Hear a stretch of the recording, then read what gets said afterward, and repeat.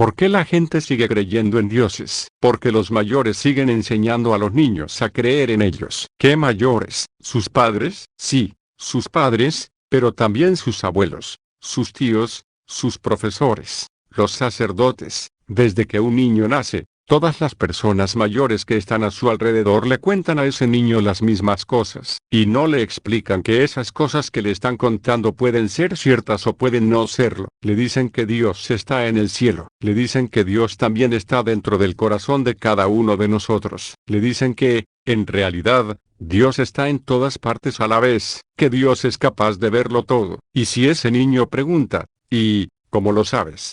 Le responden algo parecido a, porque es así, todo el mundo lo sabe. Solamente le cuentan a ese niño lo que a ellos, cuando eran pequeños, también les contaron sus padres, sus profesores. No suelen explicarle que en cada parte del mundo adoran a un Dios diferente, o que en muchos lugares creen que existen varios dioses y no solo uno, o que hay muchas personas que no creen en ningún Dios. Tampoco suelen decirle que, en realidad, no se sabe quién tiene razón. Entonces, si para ti resulta tan claro que los dioses son imaginarios, ¿cómo te explicas que tantos hombres sigan creyendo en ellos hoy en día, con todos los conocimientos de que disponemos? Podría preguntarme un supuesto interlocutor, tras haber leído los capítulos anteriores. Pues, por una parte, a pesar de que las ciencias nos proporcionan cada vez más explicaciones que hacen que las interpretaciones de los libros sagrados nos parezcan a muchas personas simples fábulas mitológicas, sobre el cómo de la vida, de nuestro universo y de los seres vivos de nuestro planeta. Todavía no hay una respuesta para los porqués. ¿Por qué surgió la vida en la Tierra? ¿Por qué existe el universo? Quizás sea, sencillamente, porque no haya razones. Cuando nos hacemos preguntas del tipo, ¿por qué existe todo lo que existe? O, ¿por qué estamos nosotros aquí? Al no haber contestaciones, los dioses siguen siendo para muchas personas una alternativa que, aunque a algunos nos parezca ingenua, no deja de ser legítima. Una alternativa que muchos prefieren a otra de las opciones, la de que seamos, simplemente, el fruto de una serie de maravillosas eventualidades. El ser humano es el único animal que cuenta con las suficientes facultades intelectuales como para cuestionarse el porqué de nosotros mismos y de todo lo que nos rodea, para plantearse preguntas metafísicas, pero todavía no tiene los recursos suficientes como para responderlas todas. Puede que nunca llegue a tenerlos. Por otra parte, junto a las respuestas expuestas en el capítulo anterior, creer en dioses alivia el miedo, consuela ante la muerte de los seres queridos, da un poder indirecto sobre la naturaleza y explica el mundo, que siguen plenamente vigentes en nuestra época. Creo que la respuesta clave a la pregunta que da título al capítulo está en la educación de los niños. ¿Por qué los seres humanos siguen creyendo en dioses? Pues porque muchas personas acaban por creer de forma fervorosa y sincera lo que se les repite durante sus primeros años de vida.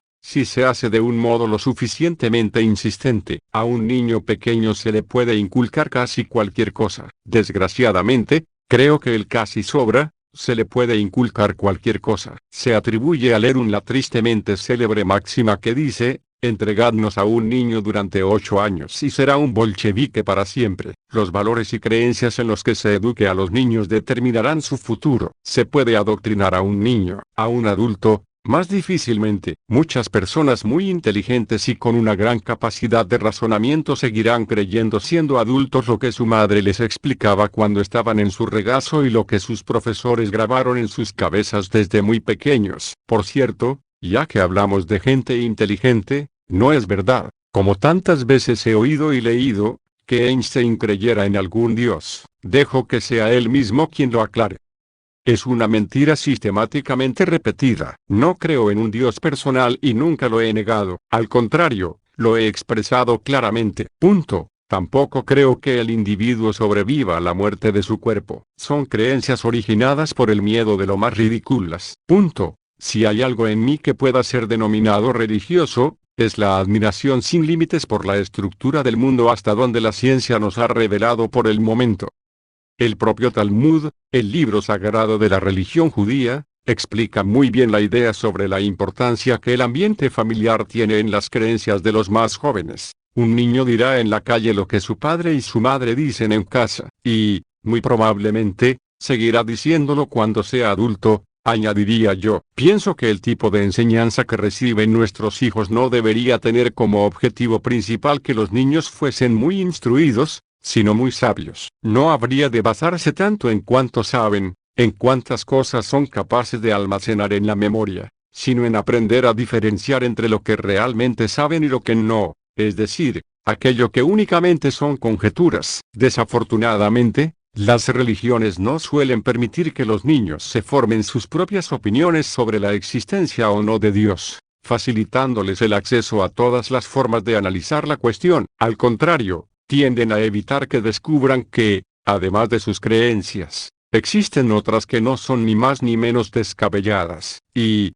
sin embargo, en eso debería consistir lo que llamamos educación, cultura, en aprender a respetar, sin que, por supuesto, respetar signifique justificar costumbres denigrantes para, por ejemplo, las mujeres con la excusa de que pertenecen a otras culturas, en aprender que existen otros pueblos, con otras tradiciones, con otras formas de vivir, con otras religiones tan válidas o carentes de base, como las de nuestro rincón del mundo, en su enrayo sobre el entendimiento humano. Locke escribe, si se encerrase a un niño en un lugar donde no viera sino el blanco y el negro hasta hacerse mayor, no tendría más idea del rojo o del verde que la que tiene del sabor de la ostra o de la piña quien no las ha probado nunca. Por desgracia, cada una de las religiones tiende a hacer que los niños aprendan sus dogmas específicos de memoria, palabra por palabra, negro sobre blanco, haciendo que parezcan cotorras enloquecidas, repitiendo ideas que sus cerebros aún no pueden comprender. Además,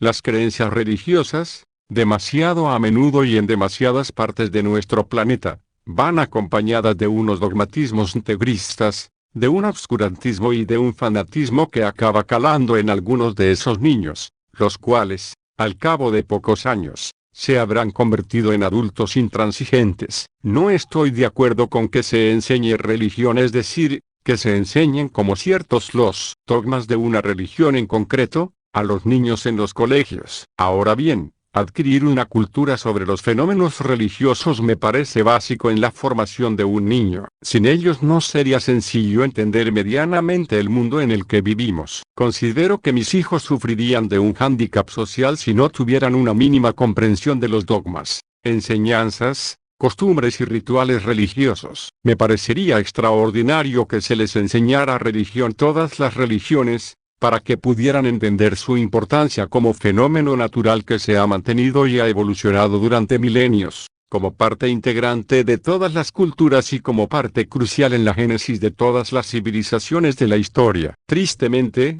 eso no sucede. Todavía no se enseñan las religiones en los colegios con una perspectiva antropológica o sociológica. La situación se encuentra, más bien, en el polo opuesto. Aún suele ocurrir que la religión prevalente en cada país tenga el respaldo del gobierno para imprimir sus doctrinas en las mentes de los más pequeños de forma que sus dogmas se convierten casi en ideas innatas. En muchos lugares de nuestro planeta, líderes religiosos fanáticos y caudillos megalómanos todavía suelen ir juntos de la mano. Juntos inculcan a los niños unas creencias religiosas a las que se podrían aplicar, perfectamente, las siguientes palabras de Rousseau: por armarles con algunos instrumentos vanos, de los cuales tal vez no harán uso, les quitáis la herramienta más universal del hombre, que es el discernimiento.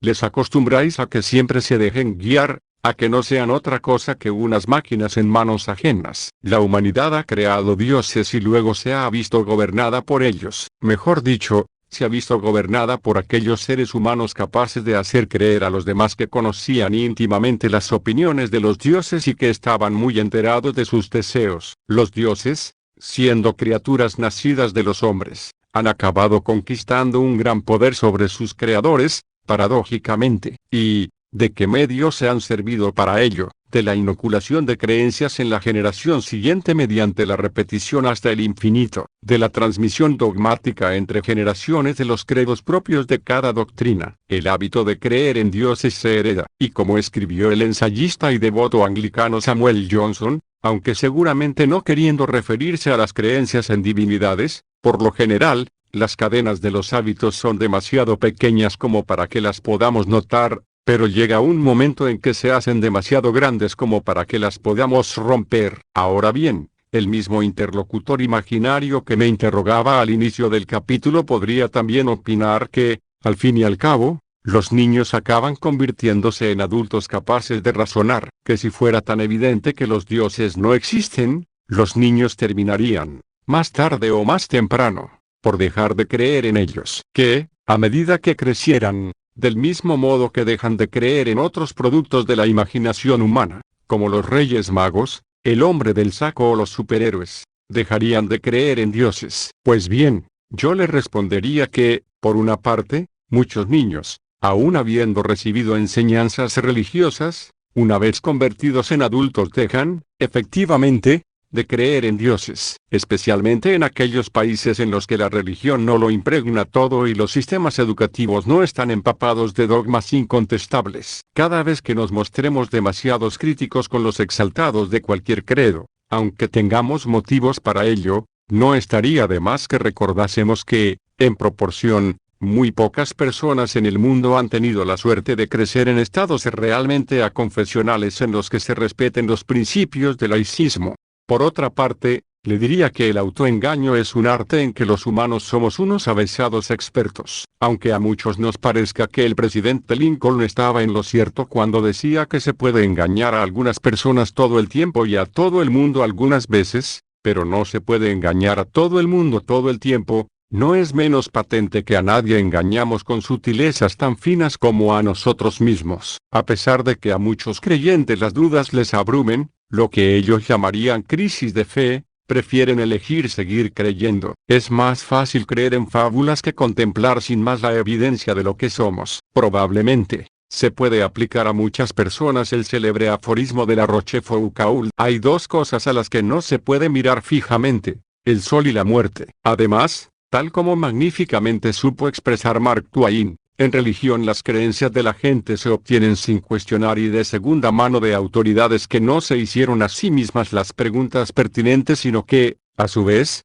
recibieron sus creencias de segunda mano de otros no cuestionadores. Esas cadenas de creencias se han prolongado durante milenios, salvo para aquellas personas que sí decidieron cuestionar las ideas recibidas. En definitiva, ¿por qué tantos adultos todavía creen en dioses hoy en día? Pues, aunque seguramente habrá muchas más contestaciones posibles y ciertas, la respuesta que a mí se me presenta como más obvia es esta. Primero, porque esos adultos fueron antes niños a los que no se dio la oportunidad de ver el mundo con otros ojos. Y, segundo, porque como escribió Carl Sagan en El mundo y sus demonios, una de las lecciones más tristes de la historia es que, si se está sometido a un engaño demasiado tiempo, se tiende a rechazar cualquier prueba de que es un engaño. Encontrar la verdad deja de interesarnos. El engaño nos ha engullido. Simplemente se hace demasiado difícil reconocer, incluso ante nosotros mismos, que hemos caído tanto tiempo en el engaño. En cuanto se da poder a un charlatán sobre uno mismo, casi nunca se puede recuperar.